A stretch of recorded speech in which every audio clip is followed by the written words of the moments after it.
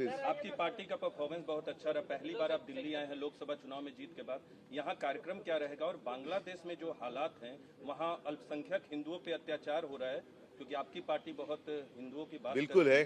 तो कैसे आप देखते हैं, क्या मांग सरकार से करते हैं? मैंने जैसे अभी अभी कहा कि बांग्लादेश में हिंदुओं के ऊपर जो अत्याचार हो रहे हैं तो उनकी रक्षा करने की जिम्मेदारी अपने केंद्र सरकार की है, मोदी जी की है। तो मणिपुर तो नहीं जा रहे, तो मोदी जी और अमित शाह जी बांग्लादेश अगर जा सकते हैं तो जाना चाहिए, अन्यथा वहाँ जो हिंदुओं के ऊपर अत्याचार हो रहे हैं उनको रोकना और वहाँ के हिंदुओं की रक्षा करना मोदी जी का काम है, केंद्र सरकार का काम है, हिंदुस्तान सरकार का काम है। इसी हिंदुस्तान सरकार में इंदिरा जी ने बांग्लादेश को आज़ादी दिलाई थी और उसी बांग्लादेश में अगर हिंदुओं के ऊपर अत्याचार हो रहे हैं तो उनको रोकना भी पूरा काम या पूरी जिम्मेदारी हिंदुस्तान के प्रधानमंत्री की है। आज दिल्ली में क्या कार्यक्रम है सर? दिल्ली में आपका दिल्ली में राजनीतिक कुछ कार्यक्रम नहीं है। मैं लोकसभा चुनाव के बाद दिल्ली में आया हूँ और चुनाव के बाद इंडिया आघाड़ी की मीटिंग हुई नहीं है, तो मैंने सोचा सदन चल रहा है, सत्र शुरू है, तो हो सके तो सारे लोगों के साथ मिले, बात करें, आगे कैसे जाना चाहिए इसके ऊपर एक विचार विमर्श होने की जरूरत थी और मैं जितने लोगों को मिल सकता हूं कल तक मिलूंगा। उद्धव साहब, लेकिन जो महाराष्ट्र का चुनाव है सबसे बड़ा चुनौती इसके बाद की आपके सामने की होगी महाराष्ट्र के विधानसभा चुनावों की। आपका ये दौरा 3 दिन आप यहाँ पर हैं, जो आप लोगों से मिल रहे हैं, क्या इन दौरों में जो आपकी चर्चा होंगी उसका नतीजा महाराष्ट्र में महाविकास आघाड़ी के एक विषय को आगे ले जाने के लिए? वैसे तो हम एक दूसरे के संपर्क में है, जैसे पवार साहब हो, कांग्रेस के लोग हैं, अन्य सारे लोग हैं, हम एक दूसरे के संपर्क में है, लेकिन वो फोन पर है। पवार साहब और खैर तो हम महाराष्ट्र के लोग तो मिलते जुलते रहते हैं, लेकिन यहाँ अभी अखिलेश आए हैं, राहुल जी हैं, बाकी हमारे अन्य पार्टी के नेता हैं, ममता दीदी तो बीच में घर ही आई थी, तो हम एक दूसरे के संपर्क में है, जरूर है, लेकिन एक बैठकर जो बात होती है और जरूरी नहीं कि हर समय पर राजनीति की बात करें, कुछ अपनी बात भी होती है कि अरे कैसे चल रहा है, क्या चल रहा है, तो एक अपनापन होता है उसमें, तो इसीलिए मैं यहाँ एक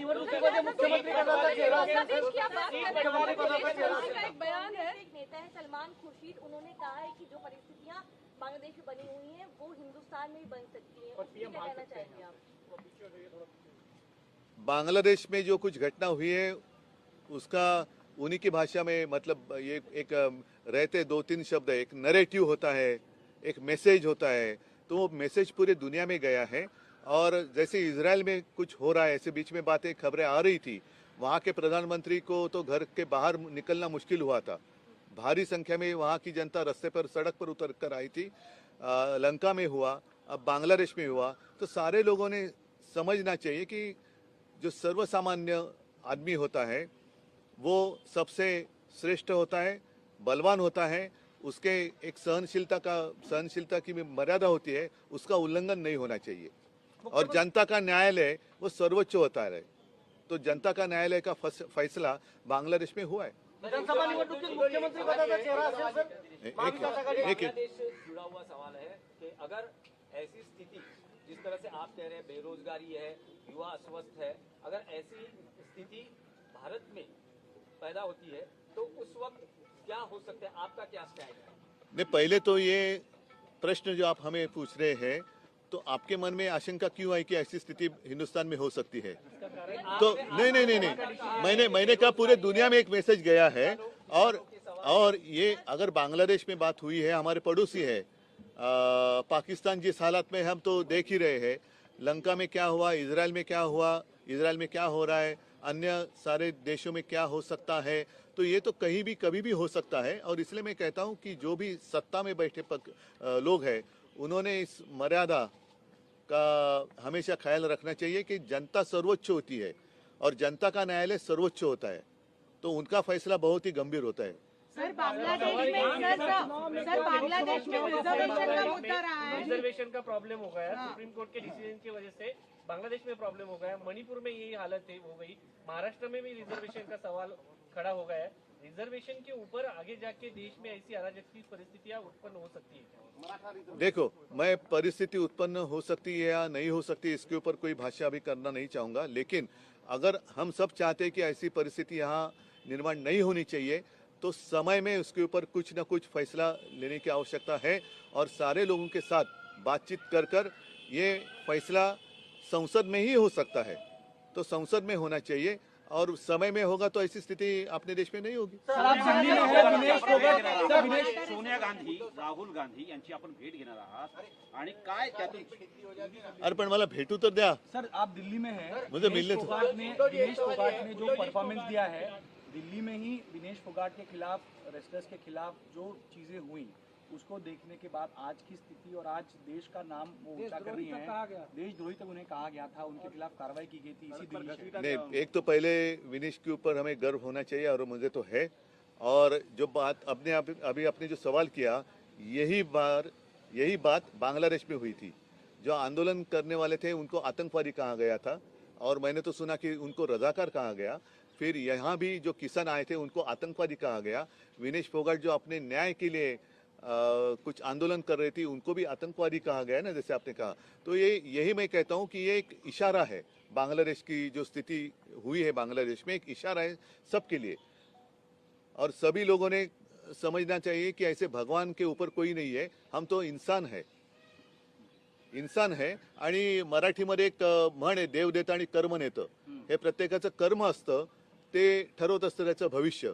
तर देवाने दिले, आपण देवापेक्षा मोठं स्वतःला समजू नये, हाच यातला इशारा आहे। आरक्षणाचा मुद्दा महाराष्ट्रात पण आहे. राज ठाकरेंनी म्हटलं आरक्षणाची गरजच नाही। ठीक आहे, तो त्यांचा विषय, त्यांना विचारा तुम्ही। एक सवाल ये है कि पिछले बार 2019 में हमने देखा था कि मुख्यमंत्री पद को लेकर, और आप जब मुख्यमंत्री बने तो कई बार आपके साथियों ने भी कहा कि आपने बहुत शानदार काम किया है। तो अगर इस बार मौका मिलता है तो आप होना चाहेंगे? आपको लगता है कि, क्योंकि आपकी इच्छा तो थी नहीं, पर इस बार इच्छा है क्या महाराष्ट्र को देखते? नहीं, पहले मुझे बताइए कि शानदार काम किया है, किसने कहा? कई आपके साथियों ने कई बार। तो उन्हीं को पूछो क्या मैं दोबारा उनको चाहिए या नहीं चाहिए। आपकी इच्छा रहेगी या नहीं, जब मैं मुख्यमंत्री बना तो मेरे सपने में भी नहीं था मैं कभी मुख्यमंत्री बनूं, ना कभी बनना चाहता था। लेकिन जिम्मेदारी से भागने वाला मैं नहीं हूं और इसलिए जिम्मेदारी आई, मैंने मेरी ओर से निभाने की कोशिश की। अगर मेरे साथी कहते कि उन्होंने शानदार काम किया है तो उन्हीं को पूछो मैं चाहिए या नहीं चाहिए, ये लोग तय करेंगे। अरे थांबा ना, पहिला आता बरेच दिवसानंतर दिल्लीत आलेलो आहे, त्याच्यामुळे जरा सगळ्यांची नहीं हिंदी में नहीं, पहले सगळ्यांशी मुलाकात तो होने दो। मेरे जो साथी जिन्होंने कहा था कि मैंने शानदार काम किया है, तो अभी उन्हीं की राय ले लो। जोरदार कोशिश में है। अगर मुलाकात की सरकार मानी जाती है, लेकिन बांग्लादेश में अभी तक 100 से ज्यादा हिंदुओं पर अत्याचार हुए हैं। क्या आपको लगता है कि ये सरकार पूरी तरह से फेल है हिंदुओं की रक्षा करने के लिए? नहीं, जो भी आकर मुझे औरंगजेब फैन क्लब का अध्यक्ष बोल रहे हैं उनको क्या कहना था तो मैंने कहा, तो उनमें अगर हिम्मत है तो जाकर बांग्लादेश में हिंदुओं के ऊपर जो हो रहे अत्याचार उनको रोक कर दिखाओ। उद्धव जी, एक विषय मुंबई महाराष्ट्र, उनकी ओर से कोई प्रतिक्रिया तो आई नहीं उसके ऊपर। आप हमसे प्रतिक्रिया पूछ रहे हैं तो हमने तो कह दिया, लेकिन प्रधानमंत्री जी की प्रतिक्रिया क्या है? कल जब मीटिंग हुई थी ऑल पार्टी, तो प्रधानमंत्री थे क्या? लेकिन रूस प्रधानमंत्री नहीं थे। और संसद में जब स्टेटमेंट दिया गया तब भी प्रधानमंत्री थे नहीं थे? अगर थे तो उन्होंने कुछ प्रतिक्रिया दी है, नहीं दी है? लेकिन मोदी सरकार मोदी सरकार ने रूस यूक्रेन की वॉर रुकवा दी ना, तो यूक्रेन और रशिया की वॉर रुकवा सकते हैं। तो वो पापा को बोलो ना, वो पापा को बोलो कि पापा ये भी वॉर रुकवा दो। बांग्लादेश में हिंदुओं के ऊपर अत्याचार हो रहे, पापा अत्याचार रुकवा दिए पापा। विधानसभा में यादव से भी मिलने वाले हैं, एसपी के भी सांसद आज मिले हैं। एक धारावी पुनर्विकास अदानीच्या माध्यमातून जो होतोय त्याला तुमचा विरोध आहे, काँग्रेसचा त्याला विरोध आहे। पंतप्रधानांचा मित्र म्हणून अनेकदा तुम्ही भूमिका मांडताना ती भूमिका व्यक्त केलेली आहे। अशात शरद पवार हे सुद्धा अदानींचे मित्र आहेत।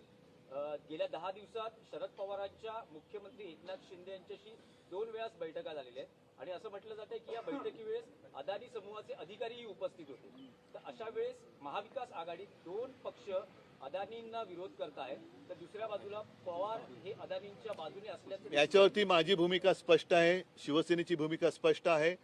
अदानी कोणाचे मित्र, अदानी कोणाचे शत्रू? अदानी काय माझे शत्रू नाही आहेत, पण जो मुंबईचा शत्रू तो माझा शत्रू।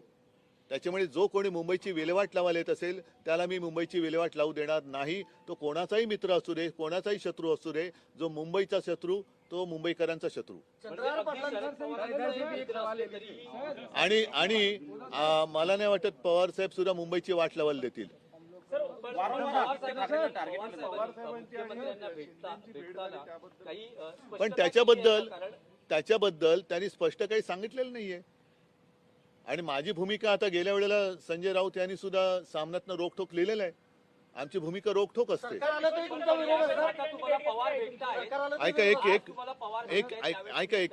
एक मिनिट तुम्ही जो प्रश्न केला, सरकार आल्यानंतर सुद्धा टेंडरच्या बाहेरच्या गोष्टी ज्या आहेत त्या आम्ही होऊ देणार नाही. आणि जर त्या टेंडरच्या अंतर्गत असलेल्या अटी तटी काय असतील त्याच्यात अदानीनं हे जमत नसेल तर अदानीने सांगावं की मला जमत नाही, नव्याने टेंडर मागवा आणि त्याचा विकास करा. परत एकदा सांगतो, धारावीचा विकास झाला पाहिजे. धारावीच्या विकासाच्या आड आम्ही नाही. धारावीकरांना त्यांच्या उद्योगांसह तिथल्या तिथे घरे मिळालंच पाहिजे. त्यांच्यावरती अपात्रतेचा शिक्का मारून जर तुम्ही मिठागरात टाकणार असाल, जर तुम्ही कुर्ला मदर डेअरीत टाकणार असाल, दहिसर मुलुंड इकडे तिकडे फेकून देणार असाल, पुन्हा तिकडे नवीन झोपडपट्टी करून त्याचा TDR काढून सगळं आता मिठागराचं जागा कधी वापरत आलेली नाही, या माध्यमातून मिठागराची जागा सुद्धा अडाणीला टाकताय. मग अडाणींचे जे काही भूखंड आहेत, मग अगदी बांद्रा रेक्लेमेशनचा भूखंड त्यांना दिलेला आहे, विमानतळाचा मोठा भूखंड त्यांच्याकडे आहे. तर ट्रान्झिट कॅम्प बांधायचे असतील तर तिकडे का नाही बांधत? यावर एकमत होईल नाही, ते त्यांचा प्रश्न. मी सांगतोय नाही, माझी भूमिका ही स्पष्ट आहे. धारावीचा विकास झाला पाहिजे. धारावीकरांना तिथल्या तिथे घर मिळालं पाहिजे आणि धारावीच्या माध्यमातून मुंबईची विल्हेवाट मी लावायला देणार नाही. बाकीच्याचं कोणाचे मत असतील ते त्यांच्याकडे, माझं मत हे ठाम आहे. लोकसभा की तरह विधानसभा में भी सबसे बड़ी पार्टी शिवसेना हो, क्योंकि आप अगर प्रार्थना करें तो हो सकती है. आप अगर शुभकामनाएं दे, प्रार्थना करें तो वो भी संभव. महिलांच्या अकाउंटला ऑगस्ट मध्ये जवळपास 3,000 रुपये येणार आहेत. विधानसभा निवडणुकी आधी 3,000 रुपये येतील. अशा वेळेस गेम चेंजर असा हा प्रोजेक्ट असं म्हटलं जात आहे. पण तर या प्रोजेक्ट बाबतीत तुमची काय भूमिका आहे? एक मिनिट, तुमच्या आता लक्षात पण नाही, तुमच्या म्हणजे मी जनरल बोलतो, तुमच्या व्यक्तिगत नाही. 15 लाखाचे 15चे का झाले? 15 लाख रुपये येणार होते ना प्रत्येकाच्या अकाउंटमध्ये. मग 15 लाखाचे 15चे बाकीची शून्य कोणाच्या खिशात गेली? म्हणजे यांचा जो वारेमाप महाराष्ट्र लुबाडण्याचा कार्यक्रम सुरू आहे, सगळं काही महाराष्ट्रातलं उचलून गुजरातला नेत आहेत. महाराष्ट्र ओरबाडण्यासाठी म्हणून तुम्ही 1500 रुपये वाटताय का? तर महाराष्ट्राची जनता एवढी लाचार नाहीये. सरकारी योजना आहे, त्याचा लाभ सर्वांनी जरूर घ्यावा, पण ही लाच नाहीये. महाराष्ट्र लाचखोर नाहीये, लाच स्वीकारणारा नाहीये. आणि म्हणून माझा थेट प्रश्न आहे, 14 साली प्रत्येकाच्या खात्यात 15 लाख रुपये येणार होते, त्या 15 लाखाचे 1500 कसे झाले हा प्रश्न विचारा पहिला. विश्वजित कदम देखील तुम्हाला भेटलेले आहेत. हो, मग तुम्ही असं म्हणता की ही सरकारची योजना आहे. एक प्रश्न पूर्ण हो द्या. तुमचं सरकार आल्यावर ही योजना कंटिन्यू केली जाईल का?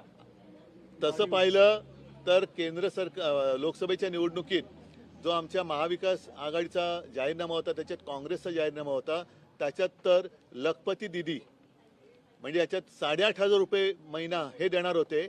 आणि मग आम्ही देणार होतो. आणि जूनमध्ये निकाल लागल्यानंतर आमचं सरकार आल्यानंतर जुलैपासून ही योजना सुरू होणार होती. अर्थात केंद्रातल्या सरकारचा त्याला एक पाठिंबा मिळणार होता. आणि म्हणूनच आत्ताची यांची जी योजना आहे ही त्या योजनेवरती आधारित आहे.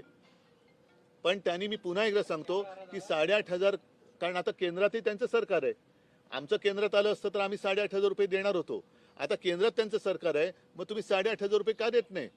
आणि मग जसं मी म्हटलं तर बहिणीला तर तुम्ही द्या, पण भावांचं काय?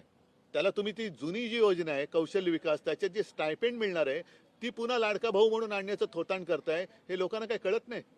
ही जुनी योजना आहे, पण त्याच्यामध्ये लाडका कॉन्ट्रॅक्टर ही जी भूमिका आहे, त्याच्यामध्ये आता मुंबईमध्ये मुंबईची वाट लावून जर 1500 रुपये वाटणार असेल तर मुंबईकर काय घेतील आणि मत देतील असं तुम्हाला वाटतं?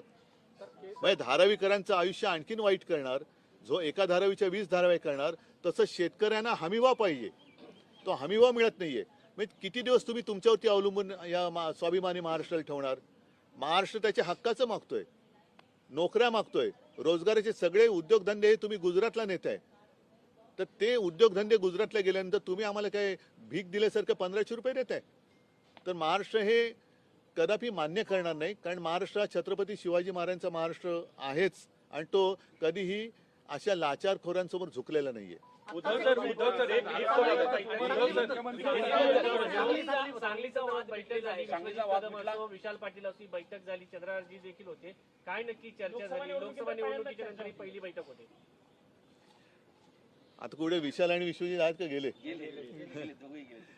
बघा, विशाल विश्वजित काय चंद्रहार काय ही तरुण तरुण मुलं आहेत. आता कुठे काय चूक झाली तर मनात डूक ठेवून धरून ठेवणारा मी काय नाहीये. त्यावेळेला जे घडायला नको ते घडलं, पण तरी एक गोष्ट नक्की की आम्ही भाजपचा पराभव हा तिकडे केला. भले आम्ही वेगळं लढलो, माझा चंद्रहार पराभूत झाला त्याचं शल्य आहेच, पण भाजपा जिंकला नाही. आणि आता विशाल सुद्धा महाविकास आघाडीच्या परिवारात जर येत असेल, आला असेल आणि पुढच्या विधानसभा असतील आणि पुढच्या वाटचालीमध्ये झालेल्या चुका पुन्हा होणार नसतील अशी जर का त्यांनी जर मला ग्वाही दिली असेल आणि खात्री दिली असेल, आम्ही सुद्धा आपलेच आहोत, तर मग मला असं वाटतं डूक धरून धरण्यात काय विधानसभा निवडणुकीत एकत्र असणार, एकत्र आम्ही राहूच. मुख्यमंत्री पदाच्या चेहऱ्याबाबतही चर्चा होणार आहे. मुख्यमंत्री पदाचा चेहरा माझ्या मनात दुःख नाही, मी दुःख धरून बसणार नाहीये. तर हे वाक्य तुमच्या जे गेलेले 40 नाही लागू होईल. हा प्रश्न मला अपेक्षित होताच. त्यांनी बघा, विशाल पाटील आणि विश्वजित काय माझ्या पक्ष फोडला नाही. त्यांनी ह्या गद्दाराने माझा पक्ष नुसता फोडला नाही तर चोरला संपवण्याचा प्रयत्न करताय. आणि त्याहीपेक्षा महाराष्ट्र जे लुटतायत त्यांच्या चरणी त्यांनी तो वाहून टाकलाय, तर त्यांना क्षमा नाही. पक्ष म्हणून निर्णय घेतला जाईल. मी वैयक्तिक नाही घेणार, पण पक्ष म्हणून निर्णय घेतला जाईल. जर पक्षाने म्हटलं शिवसेनेने नाही त्यांच्या आमदारांच्या हा, पण तर असं काही होऊ शकतं का की जर गरज असेल विधानसभा निवडणुकीच्या काळात जर गरज बरं, असेल, त्याच्याबद्दल मी काय म्हटलं, काही जण अशी असतील की ते तिथे राहून मला मदत करतील. असे काही आहेत मग ते फक्त तुमच्या संपर्कात आहेत. मुख्यमंत्री पदाच्या चेहऱ्याबाबतही चर्चा करणार आहात. कई दिनों से कयास चल रहे हैं कि रस्साकशी इंटरनल चल रही है योगी सरकार और दिल्ली के बीच में. अखिलेश यादव कह रहे हैं कि डबल इंजन आपस में टकरा रहे हैं. आपको क्या लगता है, चूंकि वो इंडिया अलायंस का एक महत्वपूर्ण पार्ट है और संभवतः महाराष्ट्र विकास आघाड़ी का भी संभवतः पार्ट हो, यूपी की पॉलिटिक्स को लेकर आपका क्या अनुमान?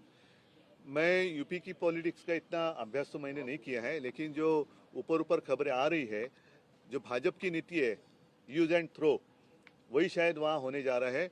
और अब मोदी जी का करिश्मा तो नहीं चला, तो मोदी जी नहीं तो दूसरे कौन, ये एक चर्चा भाजपा में शुरू हो गई है, जरूर हुई है, संघ में भी शुरू हुई है कि अगर मोदी जी का चेहरा हमें विजय प्राप्त करके नहीं दे रहा है तो दूसरा कौन. तो फिर मेरी जगह दूसरा कोई आने वाला है तो उसको पहले ही काटो. ये राजनीति बीजेपी में शुरू हुई है.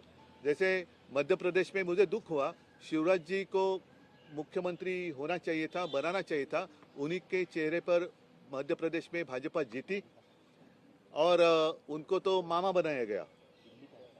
फिर कुछ ज़्यादा नाराज़गी नहीं होनी चाहिए, लोकसभा में उसका असर हो सकता है, इसलिए उनको लोकसभा में लड़ाया गया. वो तो भारी वोटों से जीत भी गए. तो मध्य प्रदेश में शिवराज जी लोकप्रिय है. यूपी में भी योगी जी ने सत्ता की कमान संभाली थी. अब ऐसे किसी को लगने लगा होगा कि मोदी जी नंबर 2 बनने जा रहे हैं, तो जो नंबर 2 पर अपनी मोहर जिन्होंने रखी है, नजर रखी है, शायद आपस में उनकी लड़ाई चल रही होगी. भाजप अध्यक्ष पदाच्या शर्यतीत आहेत असं म्हटलं जातंय. त्यांचंही नाव सध्या चर्चेत आहे भाजपचे अध्यक्ष म्हणून. माझ्या शुभेच्छा आहेत. चला एक मिनिट जरा हिंदी में क्योंकि आप दिल्ली आए हैं महाराष्ट्र बोलिए. महाराष्ट्र विधानसभा चुनाव से पहले क्या आप चाहेंगे कि महाराष्ट्र विकास आघाड़ी मुख्यमंत्री के पद के चेहरे के साथ चुनाव में जाए या फिर बिना चेहरे के जाए? क्योंकि महाराष्ट्र विकास आघाड़ी के दूसरे जो घटक दल हैं, शिवसेना को अगर छोड़ दे तो उनकी तरफ से परस्पर विरोधी बयान आते रहे हैं, होना चाहिए नहीं होना चाहिए. आपका क्या मत है, क्योंकि आपने अंतिम वक्त में महाराष्ट्र विकास आघाड़ी की कमान संभाली थी? हिंदी आणि मराठी सर. मैंने इसका उत्तर मराठी में दिया है. आपने जो कही थी बात कि जो मेरे साथी थे जब मैं मुख्यमंत्री था, उनका कहना है मैंने शानदार काम किया था, तो उनको पूछो। और चेहरा होना चाहिए तो सब साथ में मिलकर चेहरा बनाओ, मुझे कोई आपत्ति नहीं।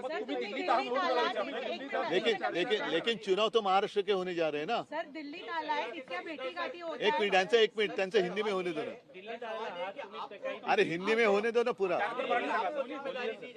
हाँ तो मैं तो यही मानता हूँ कि महाविकास आघाड़ी का गठन जो हुआ है वो किसी व्यक्ति के लिए नहीं है, देश के लिए नुकसान पहुंचाने वाली जो युति है, महाराष्ट्र को नुकसान पहुंचाने वाली नहीं, महाराष्ट्र को लूटने वाली जो महायुति है उसको सत्ता से भगाने के लिए हम इकट्ठा आए हैं। मुख्यमंत्री जी की बात हम बैठकर कभी भी तय कर सकते हैं और हमारे यहाँ तो चेहरे हैं, महायुति के पास जो चेहरे हैं उनमें से मैं तो मानता हूँ एक भी लायक नहीं है, और जो उनका कारोबार चला है ऐसी स्थिति आगे जाकर होनी चाहिए, ऐसे मुझे नहीं लगता कि महाराष्ट्र की जनता के मन में होगा।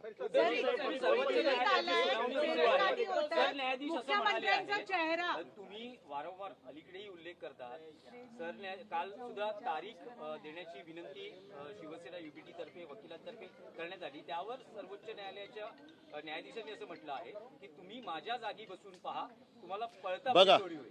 माझं म्हणणं असं आहे की मी पूर्णपणे सरन्यायाधीशांचा मान राखून ते जसं काल बोलले की तुम्ही माझ्या जागी बसून बघा, तसं सरन्यायाधीशांनी सुद्धा समोरच्या याचिकाकर्त्याच्या जागी बसून बघावं की काय आम्हाला झेलावं लागतं।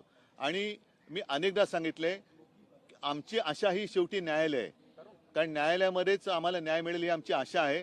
पण त्याला जर का मी हे सरळ बोललो आणि त्याच्यात कोणाचा अपमान करण्याचा माझा अजिबात हेतू नाहीये। करोना काळ आपण बघितलेला आहे, योग्य काळात जर इलाज झाला तर रुग्ण वाचू शकतो, तो मेल्यानंतर जर का औषध घेऊन किंवा ऑक्सिजन घेऊन आला तर त्याचा काही उपयोग होत नाही। त्याच्यामुळे तुम्ही रुग्णाच्या अवस्थेत जाऊन बघा की त्याला औषधाची किती गरज आहे, एवढंच मला म्हणणं आहे। आणि वेळेमध्ये औषध द्या तर लोकशाही जगेल, नाहीतर मग तुम्ही आणि आम्ही, मग जनता न्यायालय जे आहे ते सर्वोच्च आहे, त्या जनता न्यायालयात आम्ही जातोच आहोत। सगळ्यांना धन्यवाद। जय हिंद, जय महाराष्ट्र।